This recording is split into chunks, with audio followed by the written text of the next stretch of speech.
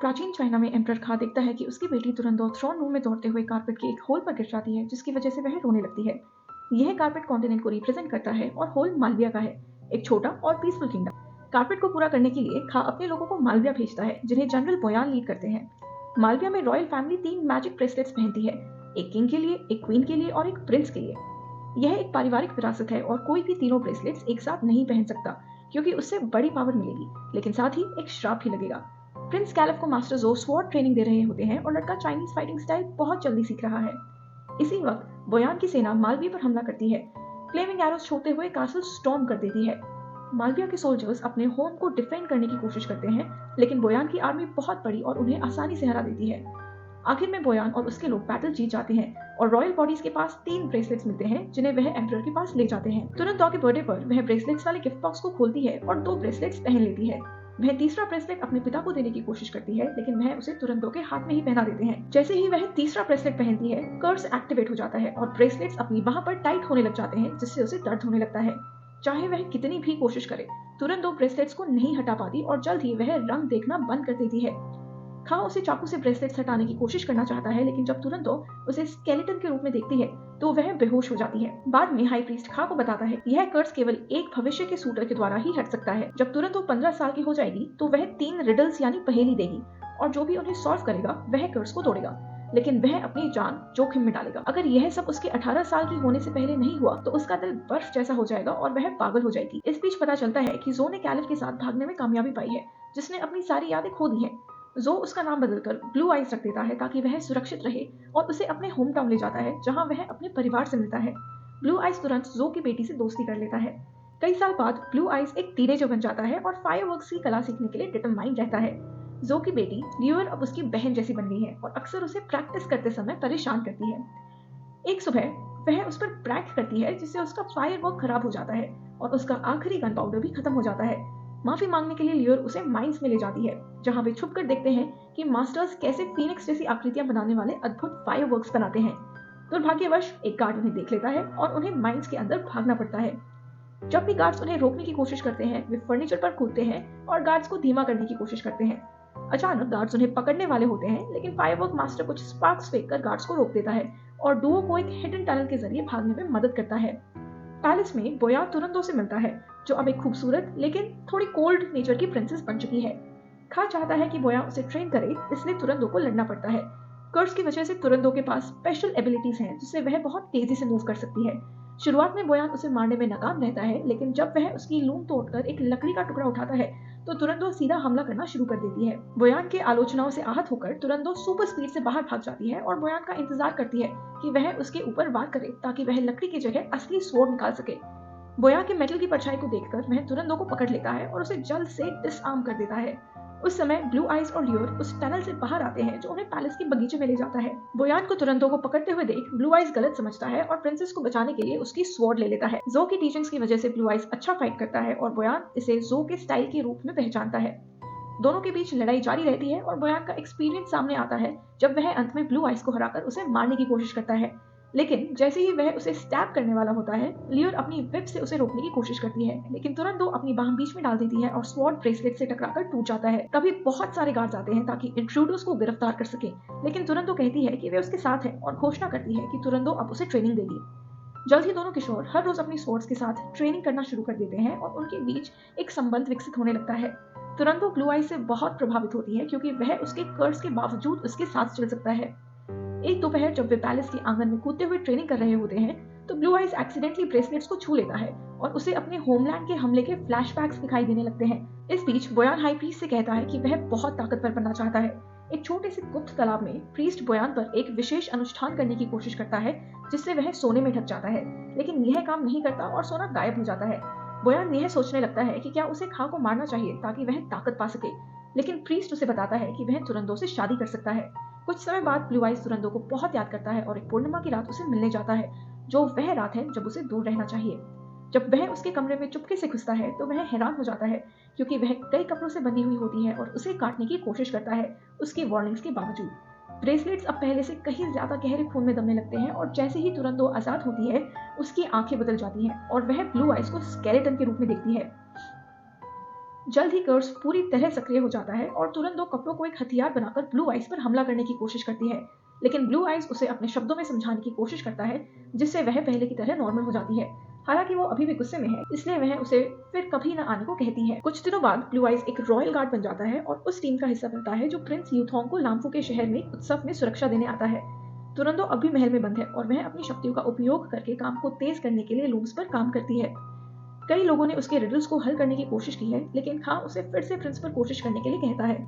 शहर में blue eyes आखिरकार ऑफ ड्यूटी हो जाता है और लियोर और उसके दोस्त युआंग के साथ उत्सव का आनंद लेने जाता है। वे नोटिस करते हैं कि यूथोंग के पास बहुत फैंसी डैगर है, तो लियोर अपनी विप से उसे उड़ा लेती है और वह युआंग के हाथ में पकड़ जाता है, जो तुरंत भाग जाता है।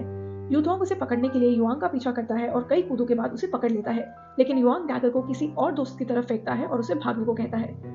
इस बीच प्रिंस का बॉडीगार्ड लियोर पर हमला करता है, लेकिन वह बहुत धीरे धीरे हमला करता है और वह आसानी से उसके सारे मूव्स को डॉज कर लेती है। लियोर फिर एक कमजोर संरचना पर चढ़ने की कोशिश करती है ताकि वह बच सके, लेकिन बॉडीगार्ड उसे गिरा देता है। हालांकि लियोर कूदकर बच जाती है। तभी यूथोंग आता है, जैसे ही वह दूसरे आदमी का पीछा कर रहा होता है, लेकिन उससे पहले संरचना उसे टकराती है। ब्लू आइज उसे समय पर बचा लेता है। उसके बाद ब्लू आइज लियोर से कहता है कि वह जो भी चुराया है उसे वापस कर दे, और फिर यूथोंग को उत्सव में घुमाकर दिखाता है। वह उसे माइंस में भी ले जाता है, जहां वह प्रिंस के लिए एक छोटा सा ट्री फायरवर्क बनाता है। यूथोंग फिर बताता है कि वह रिडल्स को हल करने के लिए आया है और उसके भाई ने इसे हल करने की कोशिश में अपनी जान खो दी थी। वह यह भी समझ जाता है कि ब्लू आइज को प्रिंसेस से प्यार है, तो यूथोंग यह घोषणा करता है कि अब वह उसका स्वर्ण भाई है। अगले दिन यूथोंग तुरंतो से मिलने आता है, यह प्रिटेंड करते हुए कि वह रिडल्स के लिए आया है, लेकिन वह एक डैगर निकालता है और उसे मारने की कोशिश करता है क्योंकि उसके भाई की मौत का बदला लेना चाहता है। तुरंतो जल्दी से डैगर को पकड़ लेती है, फिर वह अपनी थ्रेड्स को कमांड करके बॉडीगार्ड को गिरा देती है और यूथोंग को पकड़ लेती है, यह याद दिलाते हुए कि उसके भाई ने ऑलरेडी कॉन्ट्रैक्ट को स्वीकार किया था। बाद में एक सार्वजनिक समारोह में खा घोषणा करता है कि वह यूथोंग को माफ कर देगा अगर वह रिडल्स का सही जवाब दे सके। ब्लू आइज गार्ड के रूप में काम कर रहा होता है और ब्रेसलेट्स पर सूरज की परछाई देखता है, जिससे उसे फिर से उस कत्लेआम का फ्लैशबैक मिलता है जिसमें खून, हिंसा और लाशें दिखाई देती हैं। उत्तर पाने के लिए ब्लू आइज आगे आता है और यूथोंग से कहता है कि वह रिडल्स का जवाब देना चाहता है।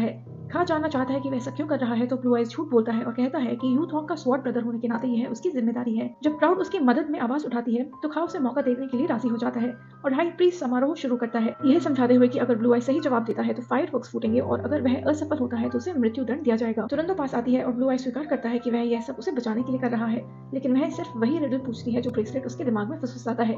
क्या है जो अंधेरे से जन्म लेता है और सुबह होते ही मर जाता है? ब्लू आइज पूरी तरह से ध्यान केंद्रित करता है और उत्तर ढूंढने के लिए खुद को महसूस करता है। तभी उसे अपनी माँ का आशीर्वाद दिखता है और उसे महल में गाइड कर रही है। फिर दृश्य बदलता है और वह कत्लेआम का दिन को फिर से देखता है, जब राजा बहुत बुरी तरह घायल हो जाता है। गार्ड्स आक्रमणकारियों को बाहर नहीं रख पाते, तो रानी सभी ब्रेसलेट्स लेकर राजा के हाथ में डाल देती है, यह कहते हुए कि अब और कोई रास्ता नहीं है। राजा नई ताकत को ग्रहण करता है। उस समय कर्स अंततः राजा पर कब्जा कर लेता है और वह सूंड लेकर लड़ने के लिए निकलता है, बहुत शक्ति के साथ। वह आसानी से दुश्मनों को हराता है, चिल्लाते हुए, और एक एक करके कई आदमियों को मार डालता है, जैसे कि वह कुछ भी नहीं कर रहा हो। वर्तमान में 1 घंटी बजती है और ब्लू आइज का समय समाप्त हो जाता है। वह जवाब नहीं दे पाता और उसे मृत्युदंड देने के लिए ले जाया जाता है। जब उसे मौत के लिए ले जाया जा रहा था, तो ब्लू आइज को एक और दृश्य दिखता है जिसमें उसकी माँ उसे बताती है कि वह जो के साथ जाए क्योंकि वह राज्य का आखिरी आशा है। यह एक संकेत मानते हुए वह चिल्लाता है कि उत्तर आशा है, जिससे एक ब्रेसलेट टूट जाता है। लेकिन तुरंत महल में है और किसी ने यह नहीं देखा, तो इससे पहले कि ब्लू आइज को मारा जाए, जो कूदकर उसे बचा लेता है। कुछ गार्ड्स को हराने के लिए जो एक लैंस फेंकता है और ब्लू आइज के गिरते हुए शरीर को बचा लेता है, ठीक उस वक्त जब वह उबलते हुए पानी में गिरने वाला था। तभी फायरवर्क्स आकाश में फूटने लगते हैं, यह पुष्टि करते हुए कि उसका उत्तर सही था। बाद में बोयान टूटे हुए ब्रेसलेट का एक टुकड़ा चुराता है और अपने आदमियों को आदेश देता है कि अगर ब्लू आइज सही जवाब देता है तो भी फायरवर्क्स को फूटने मत देना। अगले दिन बारिश में तुरंत दूसरी रिडल पूछती है। महिलाएं इसके लिए सुंदर होती है, पुरुष इसके लिए अस्थिर होते हैं, फिर भी जब यह अकड़कर बर्फ में बदलता है तो वे एक साथ मर जाते हैं। ब्लू आइज ध्यान केंद्रित करता है और एक और दृश्य में उसे दिखता है कि उसका पिता सभी को स्केलेटन्स की तरह दिखता है, जिससे वह नियंत्रण खो देता है और अपने ही लोगों को मार डालता है। जो छोटे कैलिफ को ले जाता है और रानी उन्हें बचाने के लिए कूदती है, लेकिन अंत में राजा उसे मार डालता है। फिर से समय खत्म हो जाता है और ब्लू आइज के पास उत्तर नहीं होता। उसे एक पोल से बांध दिया जाता है और उसका दंड हजारों घावों के रूप में होता है। जब कार्यकारी उसे पीटने लगता है तो दर्द के कारण ब्लू आइज को एक और दृश्य दिखता है। रानी की मृत्यु से राजा होश में आता है और दुख और अपराध बोध के कारण वह अपनी तलवार तोड़ देता है और आत्महत्या कर लेता है। वर्तमान में ब्लू आइज घोषणा करता है कि उत्तर खून है और महल में एक और ब्रेसलेट टूट जाता है। सेवक फायरवर्क्स के लिए एक तीर से शूट करने की कोशिश करते हैं, लेकिन बारिश के कारण वह एक गड्ढे में गिर जाता है। इसके बाद बोयान के आदमी आते हैं ताकि वे उन्हें फिर से कोशिश करने से रोक सकें। जब महल में लड़ाई शुरू होती है तो समारोह में घोषणा की जाती है कि ब्लू आइज को मृत्युदंड दिया जाएगा। तभी जो अचानक चिल्लाता है कि बारिश फायरवर्क्स को रोक रही है, तो बोयान उससे लड़ने के लिए तैयार हो जाता है और अपना राज खोलता है कि वे भाई हैं। यूथोंग उसके बॉडीगार्ड लियर और उसके दोस्त गार्ड से लड़ते हैं ताकि जो को बोयान से लड़ने का मौका मिल सके। लियर ब्लू आइज तक पहुंचने की कोशिश करती है, लेकिन बहुत सारे गार्ड्स होते हैं और उसे प्लेटफॉर्म से धक्का दिया जाता है। जो बोयान को नजरअंदाज करता है और सोल्जर को हराने के लिए लड़ाई में शामिल हो जाता है ताकि वह ब्लू आइज को बचा सके, लेकिन लियर को पकड़ लिया जाता है और सभी को रुकने के लिए मजबूर किया जाता है। महल में तुरंदो अपनी जादुई ताकत का इस्तेमाल करके सभी सोल्जर्स को मार डालती है, जल्दी से सर्वेंट्स को बचाती है और फिर तीर ढूंढती है। उस समय ब्लू आइज बोयान का मजाक उड़ाता है, जिस पर बोयान अपनी स्वॉर्ड को फेंकता है, लेकिन स्वॉर्ड जादू से रुक जाती है। तुरंदो प्लेटफॉर्म से नीचे उठकर आती है और घोषणा करती है कि ब्लू आइज ने सही उत्तर दिया है, इसलिए उसे आजाद कर दिया जाए। उस रात ब्लू आइज जो से कहता है कि अब सब याद आ गया है, इसलिए वह उस राज्य को छोड़ने के लिए तैयार है जिसने उसके लोगों को मार डाला। अगले दिन ब्लू आइज और लियर अपने घोड़े तैयार करते हैं, लेकिन जो लेट हो जाता है। अचानक बोयान के लोग उन्हें घेर लेते हैं और एक खुले मैदान में उनका पीछा करना शुरू कर देते हैं। आखिरकार ब्लू आइज लड़ाई करने का फैसला करता है, लेकिन जैसे ही लड़ाई शुरू होती है, बोयान के लोग तुरंत दो द्वारा रुक जाते हैं, जो सभी सैनिकों को डिसआर्म कर देती है और उन्हें डराकर भगा देती है। फिर ब्लू आइज भी भागने की कोशिश करता है, लेकिन तुरंत उसका रास्ता रोक लेती है और उसे गिरने के लिए मजबूर कर देती है। उसके सर्वेंट्स लियर को पकड़ लेते हैं और ब्लू आइज को अपने घोड़ों से घेर लेते हैं। उसे कुछ बार मारते हैं ताकि वह समझ सके। जब तुरंत जवाब मांगती है तो ब्लू आइज स्वीकार करता है कि उसे यह रिडल कॉन्ट्रैक्ट स्वीकार करने का पछतावा है और वह उसे लड़ाई के लिए चुनौती देता है। कुछ ही मूव्स में तुरंत ब्लू आइज को हराती है और आखिरी रिडल सुनाने लगती है। यह आपको स्वतंत्रता दे सकता है, जैसे यह आपको दास बना सकता है। आप बर्फ को जलाते हैं और बदले में अधिक ठंडक पाते हैं। ब्लू आइज जब उसका काबू छोड़ने का मौका पाता है तो तुरंत मदद की गुहार लगाती है, लेकिन वह इसे नकारते हुए आगे बढ़ता है, जिससे उसकी स्वॉर्ड उसकी छाती में घुस जाती है। ब्लू आइज उसका नाम फुसफुसाता है और अचानक तुरंत की बाह में दर्द होने लगता है। यह पता चलता है कि उसका नाम ही उत्तर था और ब्रेसलेट टूट जाता है, जिससे वह भी बेहोश हो जाती है। जब सर्वेंट्स लौटकर उसे मदद करने आते हैं, तुरंत होश में आ जाती है और उसकी त्वचा अपनी पीलीपन को खो देती है, जिससे उसकी आंखों में रंग लौट आता है और वह प्रकृति की सुंदरता देख सकती है। कुछ समय बाद रॉयल मेडिक ब्लू आइज का इलाज करता है और खां को बताता है कि लड़के ने इसलिए बचने में सफलता पाई क्योंकि उसके अंग दूसरी तरफ थे। तुरंदो उसे मिलती है और घोषणा करती है कि अगले ही दिन उनकी शादी का दिन होगा, लेकिन ब्लू आइज उसे कहता है कि पहले उसे जानना होगा कि वह सच में आखिर है कौन। खां अपने आदमियों को भेजता है ताकि वे ब्लू आइज की असली पहचान का पता लगा सके। बोयान हर ब्रेसलेट का एक टुकड़ा चुराता है और हाई प्रीस्ट को देता है, जो उन्हें छोटे तालाब में फेंक देता है ताकि वह अनुष्ठान शुरू कर सके। बोयान तालाब में कदम रखता है और अंधेरे जादू से उसका शरीर फट जाता है, जिससे वह बड़ी ताकत हासिल करता है।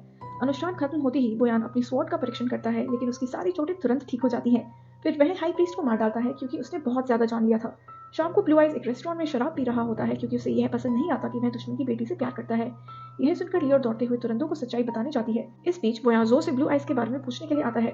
जो बात करने से इनकार करता है और एक लड़ाई छिड़ जाती है, लेकिन चाहे जो कितनी बार भी उसे चोट पहुंचाए, बोया की चोटें हमेशा ठीक हो जाती हैं। जो जिंदा बचने के लिए खिड़की से कूदकर भाग जाता है। तभी हाई प्रीस्ट खदानों में मदद मांगने आता है। कुछ समय बाद ब्लू आइज अपने घर में घुसने की कोशिश करता है, लेकिन बोयान और उसके लोग उसे पकड़ लेते हैं। जब वे उसे ले जाने ही वाले होते हैं तो रहस्यमयी सैनिक आते हैं और बोयान के कुछ आदमियों को मार डालते हैं और उनका नेता एक तीर बोयान की ओर फेंकता है।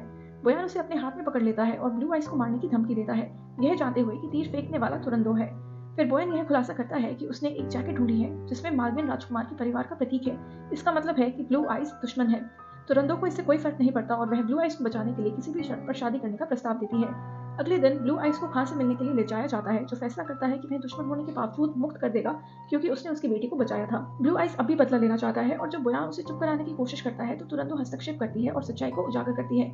बोया की सेना जब मालविया में आई थी तब खां के आदेश केवल शांतिपूर्ण संबंध स्थापित करने के थे, लेकिन बोयान को लगता था कि खां बहुत नन पड़ चुका है और अधिक जमीन पर कब्जा करना चाहिए था, इसलिए उसने एनवॉय को मार डाला और इसे मालविया द्वारा किया गया दिखाया गया ताकि युद्ध शुरू हो सके। अब बोयान ने अपनी योजना का खुलासा किया और वह अपनी आर्मर का एक टुकड़ा लेकर प्रीस्ट को मार डालता है। बोयान तुरंत अपने सैनिकों को महल में भेज देता है और सर्वेंट्स को मार डालता है। फिर बोयान बताता है कि उसने फायरवर्क्स को शादी के तोहफे के रूप में लाकर उनके जरिए हमला करने की योजना बनाई थी, लेकिन फायरवर्क मास्टर ने उस योजना को पहले ही भाप किया था। फायरवर्क्स एक विशाल ड्रैगन का रूप लेते हैं और बोयान की सेना को ही कुछ सेकंड में हरा देते हैं। बोयान को अपने सैनिकों को गिरते हुए देखकर गुस्सा आता है और वह कुछ रॉयल गार्ड से लड़ता है, उन्हें जल्दी से मार डालता है। फिर वह खां से सिंहासन के लिए चुनौती देता है और एम्परर को लगता है कि उसे मीटियोर से बनी स्वॉर्ड से हरा सकता है, लेकिन जैसे ही वह बोयान पर वार करता है, खां हैरान हो जाता है कि उसकी स्वॉर्ड टूटने लगती है। बोयान उसे धक्का दे देता है और खां के बाकी लोग उसे घेरे हुए होते हैं।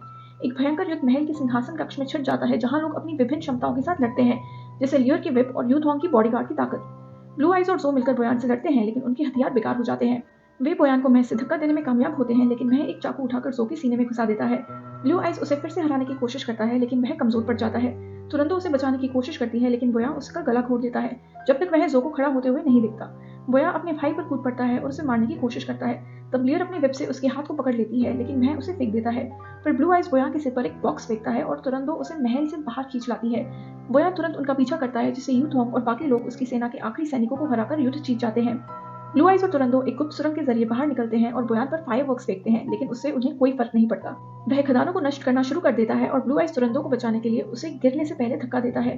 ब्लू आइज बड़े फायरवर्क्स जलाता है जो बोयान की आर्मर को नष्ट कर देते हैं और उसकी त्वचा को जला देते हैं, लेकिन वह हमेशा ठीक हो जाता है। अंत में फायरवर्क्स एक मूर्ति को गिराते हैं जो बोयान पर गिरकर उसे नष्ट कर देती है। वह सोचते हैं कि अब सब खत्म हो गया है, लेकिन अचानक बोयान मलबे से बाहर आता है। ब्लू आइज तुरंत उस पर हमले के लिए दौड़ता है, लेकिन बोयान उसकी स्वॉर्ड को तोड़ देता है और उसे पीछे धकेलता है। तुरंदो उसे फिर से हमला करती है और जब बोयान उसे मारता है तो वह उसकी कंधे पर खून थूक देती है, जिससे बोयान की त्वचा में सचमुच दर्द होने लगता है। वह पीछे उठती है और अपनी खून से सनी स्वॉर्ड को ब्लू आइज को फेंक देती है, जो उसे पकड़कर बोयान को मार देता है। इस बार खून के कारण स्वॉर्ड बोयान के शरीर में घुस जाती है और उसे बिजली की तरह झटका लगता है, जिससे वह जलकर मर जाता है। बाद में ब्लू आइज तुरंदो के पास दौड़ता है, जो आखिरकार उसे कैलिफ कहकर बुलाती है और उसे बताती है कि फायरवर्क्स का राज कहाँ मिलेगा, इससे पहले कि वह उसकी बाहों में मर जाती है। अगले दिन कैलिफ मालविया लौटने की यात्रा शुरू करता है। वह रास्ते में कई शहरों में रुकता है और हमेशा बड़े सुंदर फायरवर्क्स जलाकर स्थानीय लोगों को आशीर्वाद देता है। जब वह आखिरकार अपने घर वापस लौटता है और राज्य का पुनर्निर्माण करता है, तो कैलिफ राजा बन जाता है और खुशी मनाता है। उसके साथ वह तुरंदो की आत्मा को देखता है, जो एक फायरवर्क जलाती है और फिर गायब हो जाती है।